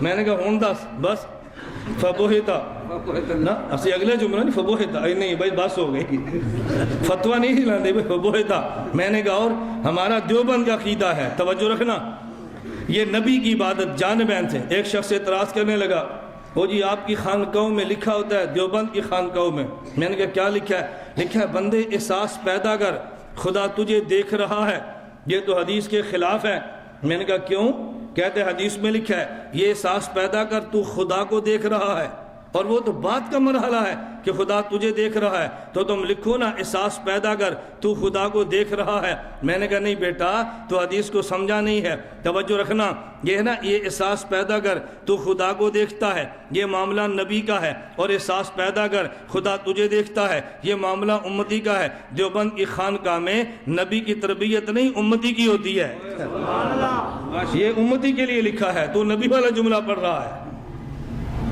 نبی نے خدا کو دیکھا ہے توجہ رکھنا نبی نے خدا کو دیکھا ہے شہید نے راہ خدا کو دیکھا ہے نبی نے خدا کو دیکھا ہے شہید نے جو راہ خدا کو دیکھے اور جان دے اسے مقتول فی سبیل اللہ کہتے ہیں اور جو خدا کو دیکھے اور جان دے اسے مقتول فی اللہ کہتے ہیں حکیم الامت تھانوی کے علوم سن جو خدا کو دیکھے اور جان دے مقتول فی اللہ ہے اور خدا کی راہ کو دیکھے اور جان دے مقتول فی سبیل اللہ ہے حکیم الامت تھانی فرماتے ہیں مقتول فی سبیل اللہ زندہ ہے تو پھر مقتول فی اللہ بڑھ کے زندہ ہے ایک خدا کو دیکھتا ہے راہ خدا کو دیکھتا ہے آپ میری بات اچھی طرح سمجھیں ایک ہے خدا کو دیکھتا ہے ایک ہے راہ خدا کو دیکھتا ہے خدا کو دیکھنا اور ہے راہ خدا کو دیکھنا اور ہے اچھا جی اگلے سوال انہوں نے کہا جی حضور قیامت کے بارے میں فرمائے قیامت کب آئے گی متی الساعہ قیامت کب آئے گی نبی پاک صلی اللہ علیہ وسلم نے فرمایا اب جواب سنیں مل مسئول عنہا بعالم من السائل بڑا پیارا جواب دیا قیامت کب آئے گی حضور نے یہ نہیں فرمایا کہ مجھے نہیں پتا حالانکہ پتا تو نہیں تھا نا اگر حضور فرما دیتے کہ مجھے نہیں پتا تو لوگ کیا سمجھتے سائل کو پتا ہے نہیں بات سمجھ آئی بھائی جب پوچھا اسلام کیا ہے جواب دیا تو سائل کیا کہتا ہے صدقتا ایمان کیا ہے جواب دیا تو کیا کہتا ہے اس سے معلوم ہوتا ہے کہ سائل جو سوال کرتا ہے وہ جواب بھی اب اللہ کے نبی صلی اللہ علیہ وسلم فرماتے کہ مجھے نہیں پتا قیامت کب آئے گی تو لوگ کیا سمجھتے جب اس کو پتہ ہے سوال کرنے والوں کو حضور پاک نے ایسا جواب دیا سارے شبہات ختم ہو گئے فرمایا مل مسئول عنہا بعالم من السائل یہ سوال وہ ہے کہ جس کا جواب اگر مجھے نہیں آتا تو تجھے بھی نہیں آتا اس سوال کا جواب مجھے نہیں آتا تو تجھے بھی نہیں آتا نہ مجھے پتا ہے نہ تجھے پتا ہے اچھا حضور قیامت کب آئے گی نہیں پتا پھر نشانی ہی بتا دیں پھر کیا بتا دیں نشانی ہی بتا دیں میں آپ کے پاس آتا ہوں میں اگر پوچھتا ہوں کسی آدمی کا نام لے کر اچھا بتائیں بھئی یا قاضی ساملاک صاحب کی رہائش کدھر ہے ایک لڑکا محلے کا کہتا ہے مولوی صاحب رہندے تے اتھے ہی نے مینوں گھر دا تے نہیں پتا تے تسی اس طرح کرنا اندر گلی وچ جاؤ اگے مسجد بلال دا بورڈ ہوئے گا اتھوں کسی کو پوچھ لینا اصل منزل کا نہیں علامت بتا دیتا ہے حضور نے فرمایا قیامت تک یہ تو نہیں پتا انہوں نے کہا پھر علامات بتا دیں نبی پاک نے فرمایا علامت یہ ہے ان تلد الامۃ ربتها جب بیٹی ایسے ہو جائے کہ جیسے مالکہ ہے اور ماں کی حیثیت یہ ہو جائے کہ جیسے باندھی ہے اب سمجھو قیامت آ رہی ہے رسول اللہ صلی اللہ علیہ وسلم یہ بھی فرما سکتے تھے توجہ کہ بیٹا ایسے ہو جیسے مالک ہے باپ ایسے ہو جیسے غلام ہے بیٹے اور باپ کی بات نہیں کی بیٹی اور ماں کی بات کی ہے کیوں اس لیے کہ بیٹا تو طاقت والا ہے مول سے باہر رہتا ہے وہ اکڑے تو بات سمجھ آتی ہے اور جب بیٹی بھی اکڑنا شروع کر دے فرمایا اب قیامت کے آنے میں کیا شک ہے وَأَن تَرَى الْحُفَاةَ الْعُرَاةَ الْعَالَةَ رِعَاءَ الشَّاءِ فرمایا جب تم دیکھو پاؤں سے ننگا ہے بدن پہ کپڑے نہیں ہیں پیٹ میں کھانا نہیں ہے اونچی اونچی مندروں پہ فخر کرتا ہے اب تم سمجھو قیامت آ گئی یہ حدیث بندے کو سمجھ نہیں آتی اس کا مطلب کیا ہو سکتا ہے میں کہتا ہوں اس کا ایک مطلب یہ ہے کہ جب مانگنا پیشہ بن جائے جب مانگنا پیشہ بن جائے اب آپ چوک پر کھڑے ہو جائیں پاؤں میں جوتیاں نہیں ہیں کپڑے پہنے ہوئے نہیں ہیں پیٹ پہ ہاتھ رکھا ہوا ہے ایک دن کا بھی کھانا نہیں دے جا سخیا رائے مولا اللہ بوٹا لائے گا اگر واپس جاؤ تو تم سے ذرا بینک بیلنس ہے جب مانگنا پیشہ بن جائے سمجھو قیامت آ گئی اور دوسرا اس کا مطلب کیا ہے دوسرا مطلب یہ ہے کہ قوم کا چھوٹا ہو اور مال کی وجہ سے اپنی قوم بدل دے پنڈ جائے تو قوم اور شہر آئے تو قوم اور. ایسے ہوتا ہے کہ نہیں ہوتا؟ میں مثال اس لیے نہیں دیتا کہ ایسا نہ ہو کہ بعض ساتھ آپ ایک دوسرے کو فٹ کرنا شروع کر دو. نہیں مثالات میں دے سکنا اپنے پنڈ دیا اپنے علاقے دیا پر فٹ کرنا بھی مولوی صاحب کا اللہ کس لیے وہی ہے. حالانکہ سارے ایسے تو نہیں ہوتے نا, بعض بندے بدلتے ہیں پیسے کی وجہ سے, مال کی وجہ سے قومیں بدل دیں. ہو چرواہا اور مال ملا تو پھر نام بدل دے. فرمایا سمجھو قیامت آ رہی ہے. حضرت عمر رضی اللہ عنہ فرماتے ہیں کہ وہ تھوڑی دیر ہوئی سمن طلا کا, یہ جملہ سننے والا ہے, وہ چلا گیا. فلبثت ملیہ, تھوڑی دیر گزری. فرمایا یا عمر اتدری من السائل, عمر جانتے ہو سوال کرنے والا کون تھا؟ حضرت عمر کو معلوم نہیں تھا کون ہے, لیکن یہ نہیں فرض کیا حضور مجھے نہیں پتا کون. فرمایا یا عمر اتدری من السائل, عمر جانتے ہو سوال کرنے والا کون تھا؟ حضرت عمر نے یہ نہیں کہا مجھے نہیں پتا. انہوں نے کہا اللہ و رسولہ عالم, اللہ اور اللہ کے رسول کو زیادہ پتا ہے. کیوں؟ اگر عمر فرما دیتے کہ مجھے نہیں پتا تو لوگ سمجھتے کہ شاید حضور کو بھی نہیں پتا. حضرت عمر نے ایسا جملہ بولا کہ جس میں اپنی لا علمی کا اقرار ہے, نبوت کے علم کا اقرار ہے. اپنی لا علمی مانی ہے تو پھر پیغمبر کا علم ساتھ مانا ہے. اور میں دوسرا اس کا جملہ سمجھاتا ہوں. حضرت عمر نے بات کیسے فرمائی, میں سال دوں گا تو بات سمجھ آئے گی. اتوار کا دن ہے, باپ بازار جانے لگا, بچے کو اسکول سے چھٹی ہے تو بیٹا کہتا ہے ابو کہاں جا رہے ہو؟ کہا بازار. کیوں؟ شاپنگ کے لیے. اس نے کہا ابو مجھے بھی لے جاؤ. تو بیٹا کہتا ہے تمہاری جیب میں پیسے ہیں؟ مثال سمجھنا, تمہاری جیب میں پیسے ہیں؟ پیسے تو نہیں ہے نا. وہ یہ نہیں کہتا میری جیب میں پیسے نہیں ہے, ابو کی جیب پہ ہاتھ رکھتا ہے, آپ کی جیب میں تو ہے نا, آپ کی جیب میں تو ہے. کیوں؟ میرے پاس نہیں تو کیا فرق پڑتا ہے؟ فرق تب پڑتا جب آپ کے پاس نہ ہوتے, ضرورت پڑے گی تو آپ سے لے لوں گا. حضرت عمر یہ نہیں کہا مجھے نہیں پتا, کہا حضور آپ کو تو پتا ہے. عمر کو پتا نہ ہو فرق کچھ نہیں پڑتا, فرق تو تب پتہ ہی جب آپ کو پتا نہ ہو. کیا فرق پڑتا ہے؟ آپ کو پتا ہے, جب نہیں ہوگا تو آپ سے معلوم کر لیں گے. حضور اکرم صلی اللہ علیہ وسلم نے بڑا پیارا جملہ فرمایا. فرمایا عمر تمہیں نہیں معلوم کون ہے؟ اب سنو. فرمایا انہ جبرائیل اتاکم یعلمکم دینکم, انہ جبرائیل اتاکم یعلمکم دینکم. حضور نے فرمایا عمر وہ جبریل ہے, اتاکم جو تمہارے پاس آیا. آئے کس کے پاس تھے؟ حضور کے پاس. حضور نے کیا فرمایا؟ تمہارے پاس آیا ہے. جیسے یہاں مسجد میں کہتے ہیں اور بھائی بات توجہ سنو, یہ مولانا صاحب تمہارے لیے آئے ہیں. بلایا کسی نہیں ہوتا, کہتے ہیں تمہارے لیے آئے ہیں. حضور اکرم صلی اللہ علیہ وسلم بتانا چاہتے ہیں یہ جبریل آیا تو میرے پاس ہے, لیکن ہم آئے تمہارے لیے ہیں. انہ جبرائیل اتاکم, یہ جبرائیل تھے جو تمہارے پاس آئے تھے. یعلمکم, مجھے سکھانے کے لیے نہیں, تمہیں سکھانے کے لیے. جبریل معلم خدا نہیں ہوتا, معلم مصطفیٰ نہیں ہوتا, معلم صحابی مصطفیٰ ہوتا ہے. نبی کا معلم کوئی نہیں ہوتا کائنات میں سوائے خدا کی ذات کے. جبریل نبی کا استاد نہیں ہوتا, خدا اور نبی کے درمیان واسطہ ہوتا ہے. واسطے کو کبھی استاد نہیں کہتے. جیسے یہاں شاگرد بیٹھا ہے, استاد بیٹھا ہے, اور اس شاگرد استاد سے کہتا ہے ذرا کتاب پکڑا, اس کا معنی تھوڑا کہ شاگرد استاد بن گیا, یہ واسطہ ہے. بالکل اسی طرح جبریل نبی اور نبی کے خدا کے درمیان واسطہ ہوتا ہے, معلم نہیں ہوتا. اور آخری جملہ فرمایا انہ جبرائیل اتاکم یعلمکم دینکم. عمر جبرائیل آیا تمہارے پاس تمہیں سکھانے کے لیے, اور تمہارا دین یا اللہ کے پیغمبر نے دین کی نسبت صحابہ کی طرف کی ہے, اپنی طرف نہیں کی, یہ بتانے کے لیے کہ دین محمد ہوتا ہی وہ ہے جو دین صحابہ ہو. صحابی نکال دے تو دین محمد بنتا ہی نہیں ہے. صحابی کو نکال دے تو دین محمد بنتا ہی نہیں ہے. اتاکم یعلمکم دینکم. میں اب بات سمیٹ کر کہتا ہوں, نبی پاک صلی اللہ علیہ وسلم سے جبریل نے 5 سوال کیے. کتنے کیے؟ نمبر 1 اسلام کیا ہے, نمبر 2 ایمان کیا ہے, نمبر 3 احسان کیا ہے, نمبر 4 قیامت کب ہوگی, نمبر 5 قیامت کی علامتیں کیا ہے, یہ دین کا خلاصہ کیسے ہے. نمبر 1 جسم, نمبر 2 دل, نمبر 3 دل کی کیفیت, جس کا تعلق بدن سے ہو اسے اسلام کہتے ہیں, جس کا تعلق دل سے ہو اسے ایمان کہتے ہیں, جس کا تعلق دل کی کیفیت سے ہو اسے احسان کہتے ہیں. اسے کیا کہتے ہیں؟ احسان. ذرا اور تھوڑی سی بات سمجھنا. ایک ہے وہ اعمال جن کا تعلق دل سے ہے, ان کا نام علم الفقہ ہے.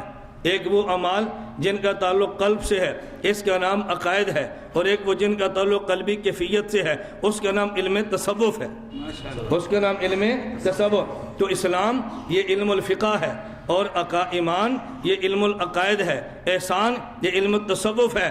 جو علم الفقہ کا ماہر ہو اسے فقیہ اور مفتی کہتے ہیں، اور جو عقائد کا ماہر ہو اسے متکلم کہتے ہیں، اور جو تصوف کا ماہر ہو اسے مرشد کہتے ہیں۔ پتہ یہ چلا کہ دین میں 3 قسم کے احکام ہیں، مسائل بدن والے جو فقہ ہے، مسائل قلب والے جو ایمان اور عقیدہ ہے، مسائل کیفیت والے جو احسان ہے۔ اگر فقہ اگر مسائل کا ماہر تو فقیہ ہے، عقائد کا ماہر تو متکلم ہے، اگر احسان کا ماہر تو پھر یہ مرشد اور پیر ہے۔ اگر مسئلہ پوچھنا ہو تو دار افتاء ہے، اگر عقیدہ سیکھنا ہو تو دینی ادارہ ہے، اگر اصلاح کرانی ہو تو خانقاہ ہے۔ دیوبند والوں کو دیکھ لے، ان کے دار افتاء بھی ہے، مدارس بھی ہیں، خانقاہ بھی ہے، ان کے فقہا بھی ہیں، متکلمین بھی ہیں، مرشد اور صوفیاء بھی ہیں۔ ماشاءاللہ ساری باتیں ان کے پاس موجود ہے۔ تو دین کا خلاصہ یہی چیزیں بنتی ہیں نا، اسلام ہو، ایمان ہو اور احسان ہو۔ اللہ مجھے اور آپ سب کو اسلام بھی عطا فرمائے، اللہ ہمیں ایمان بھی عطا فرمائے، اللہ پاک ہمیں احسان کی توفیق بھی عطا فرمائے، اللہ اس ادارے کو آباد اور شاد بھی رکھے، اللہ ہم سب کو بات سمجھنے کی توفیق عطا فرمائے۔ وآخر دعوانا ان الحمدللہ رب العالمین۔ یہ چیٹا بھائی مولانا صاحب آپ نے بیان فرمایا کہ آپ نے اللہ تعالیٰ کو دیکھا، حضرت عائشہ رضی اللہ عنہ فرمایا جو یہ کہ آپ عالم الغیب ہیں اس کی تصدیق نہ کرو، کیونکہ قرآن میں کل یعلم من۔ اسی طرح آپ سے دیدار الہی کی بمعنی فرمائی لا تدرک الابصار۔ ایک امی عائشہ کا مسئلہ ہے، ابن عباس رضی اللہ عنہ کا مسئلہ ہے۔ میں نے جو حوالہ دیا ابن عباس رضی اللہ عنہما کا دیا ہے، آپ اس پر تدید فرماتے کہ ابن عباس اللہ تعالیٰ کی رؤیت کے قائل نہیں ہیں۔ امی عائشہ جو رؤیت کے منکر ہے نا، اس کا معنی یہ ہے کہ اللہ کو حقائق کے ساتھ دیکھنا یہ کوئی نہیں دیکھتا، اور ابن عباس جو قائل ہیں وہ درجہ اجمال میں ہے۔ درجہ اجمال میں قائل ہونا اور ہوتا ہے، درجہ تفصیل میں انکار کرنا اور ہوتا ہے۔ اس لیے امی عائشہ کا موقع بھی ٹھیک ہے، ابن عباس رضی اللہ عنہما کا موقع بھی ٹھیک۔ یہ 3 پرچیاں ہیں جو مضمون سے متعلق نہیں ہیں، اور محض چھیڑخانی میں کہہ سکتا ہوں یہ شر ہے، کیونکہ موضوع سے متعلق تو آپ نے ساری باتیں موضوع کی سن لی ہیں۔ سید توصیف الرحمان کے بارے میں آپ حضرت سے بعد میں سوال کریں، سیڑھیاں باہر موجود ہے، اس کو سمجھ اور کتابیں لے لینا۔ اور باقی یہ ہے کہ جمعے میں کیا کہا، آپ کیا کہہ رہے ہیں، حیات النبی کے مسئلے کو چھیڑنے کے لیے کوشش کی گئی ہے، اور یہ ایک حدیث میں بیان کیا ہے کہ حضرت ابو درداء رضی اللہ عنہ سے کہا تھا کہ ان اللہ حرم علی الارض۔ اصل میں بس ٹھیک، جزاک اللہ۔ یہ باتیں آپ موضوع سے متعلق سوال کر لیں تو بہتر ہے۔ اللہ میں بات سمجھ، میں نے آپ سے دیکھیں گزارش کی ہے، ٹھیک انشاءاللہ دعا ہوگی، اور دعا کے بعد جو حضرات لٹریچر لینا چاہیں، باہر کتابیں پڑھی ہیں آپ لٹریچر بھی لے لیں، اللہ توفیق عطا فرمائے۔ اپنا لٹریچر دیکھیں۔ ایک چھوٹی سی گزارش سمجھ، ایک منٹ تشریف لیں، چھوٹی سی گزارش سمجھیں۔ بعض مسائل پر ہم بلا وجہ لڑائی پیدا کرتے ہیں، توجہ رکھیں۔ اب بتاؤ جو میرا عقیدہ ہے اگر میں بیان بھی کروں تو مجھے حق ہے یا نہیں ہے؟ میں نے پورے بیان میں کوئی مخالف پر فتویٰ لگایا؟ ہم نمازیں کتنی پڑھتے ہیں؟ تراویح 20۔ اب اگر میں 20 رکعت تراویح پر دلائل دوں اور ساتھ محلے والے کہ جی مولوی صاحب ساری مخالفت کی تھی، بھائی جو 20 پڑھنے آ تو 20 دلائل تو میں دے سکنا نا۔ ہم داڑھی رکھتے ہیں، بھائی داڑھی رکھنی چاہیے، دلائل ہے۔ کوئی بندہ کہ جو مولوی صاحب ساڑھے خلاف تقریر کی تھی، اسی نہیں رکھتے ساڑھے خلاف کی تھی۔ میں پگڑی پہ دلیل دوں، کوئی سر جڑا ننگے سر عہدے خلاف کی تھی۔ آپ ہر بات کو اپنے مخالف نہ سمجھا کریں، اور دل چھوٹا نہ رکھا کریں، دل تھوڑا سا بڑا رکھا کریں۔ پورے ملک میں ہر بندہ اپنی مسجد میں اپنا عقیدہ اپنا مسلک بیان کرتا ہے، اس میں کوئی حرج کی بات بھی نہیں ہوتی۔ میں نے تو پھر بھی جو حدیث جبرائیل بیان کی ہے بڑے اختصار سے کچھ مفہوم بیان کیا ہے۔ میری آپ سے یہ گزارش ہے ہر آدمی اپنا عقیدہ اپنے مدرسے میں کھل کر بیان فرمائے، آپ بھی بیان فرمائیں، دوسرا بیان فرمائے، اور چھوٹی چھوٹی باتوں پر جذباتی نہ ہوا کریں۔ جی فلاں نے تقریر کیوں کیا تو نہیں کرنی چاہیے تھی، فلاں نے کیوں کیا تو نہیں، یہ تو ہوتا رہتا ہے، ہر بندہ بیان کرتا ہے۔ میں الحمدللہ ثم الحمدللہ پورے ملک میں ریکارڈ کے ساتھ کہہ سکتا ہوں، آج تک کسی کا بیان رکوانے کے لیے کبھی بھی میں نے کہا ہو تو میرے خلاف کوئی ثبوت نہیں آ سکتا۔ کبھی کسی کا بیان رکوایا ہو، بیان میں پرچیاں بھجوائی ہوں، بیان میں شرارت کی ہو، پورے ملک میں کوئی بندہ نہیں ثابت کر سکتا۔ میرا موقف ہوتا ہے بھائی کسی کے جلسے کو نہ چھیڑو، ان کا اپنا عقیدہ بیان کر، جو بیان کرتے ہیں کرتے دو۔ تمہارا جلسہ ہوگا تم اپنا عقیدہ بیان کر رہو، اس سے لڑائی نہیں ہوتی اور اپنے مسائل پر گفتگو ہو جاتی ہے۔ اللہ ہم سب کو اعتدال کے ساتھ اپنے قابل علماء دیوبند کے ساتھ وابستہ رکھے۔ الحمدللہ رب العالمین والصلاۃ والسلام علی رسولک وعلی آلہ وصحابہ اجمعین۔ اے اللہ ہم سب کے گناہوں کو معاف فرما، خطاؤں سے درگزر فرما، جائز حاجات کو پورا فرما، مشکلات کو دور فرما، عافیت کے ساتھ دین کی خدمت کے لیے قبول فرما۔ مولا کریم قاضی احسان حق صاحب رحمۃ اللہ علیہ کے درجات کو بلند فرما، ان کی قبر کو منور فرما، ان کے پسماندگان کو صبر جمیل عطا فرما۔ ان کی اولاد ہے، مسجد کے نمازی ہیں، مسجد کی انتظامیہ ہے، جن حضرات نے اس جلسے کا اہتمام کیا، اللہ ان کو شیان نشان عطا فرما۔ ہمارے اس مدرسے کے انتظامیہ میں سے بھائی عارف وغیرہ سب ساتھیوں کو تو میں نام سے نہیں جانتا، تو ابھی ساتھی ملے تھے، بھائی عارف بھی ملے، صدر صاحب کے بیٹے بھی ملے، ان سب کے لیے ہم دعا کرتے ہیں کہ اللہ پاک ان کو دین کی خدمت کے لیے قبول فرمائے، اللہ دنیا آخرت کی خوشیاں عطا فرمائے۔ اللہ ہم سب کا خاتمہ بالایمان فرما، قیامت کے دن حضور اکرم صلی اللہ علیہ وسلم کی شفاعت نصیب فرما۔ وصلی اللہ تعالی علی رسول خیر خلقہ محمد وآلہ وصحبہ اجمعین۔